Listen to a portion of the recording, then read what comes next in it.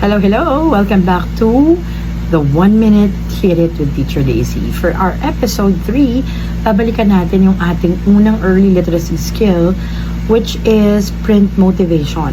Napakahalaga na kapag hahanap tayo ng material na gagamitin for this, ay talagang kaya nitong mag-open ng maraming pag-uusap, sensible and logical conversations that you can have with the young learner. Okay, so halimbawa ng isang teksto na makakapag palabas ng imahinasyon at ng ideya at ng konsepto ng isang bata ay ang mga libro na tumatalakay o nagpapakita ng mga bagay sa immediate na kapaligiran ng isang bata. So, ready na ba kayo? Ito yung teksto and our timer starts now. There are things around me.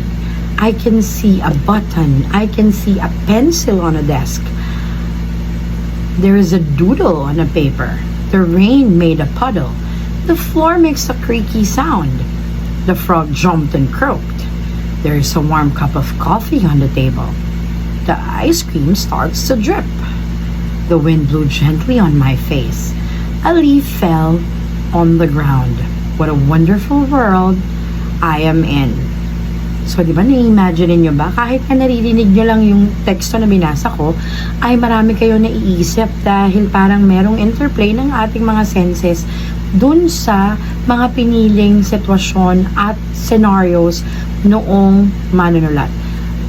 At pag ginawa natin yan, no, yung immersion ng mga bata doon sa sounds, doon sa visual, doon sa imagination, doon sa personal experiences nila, definitely they can talk a lot about it. See you!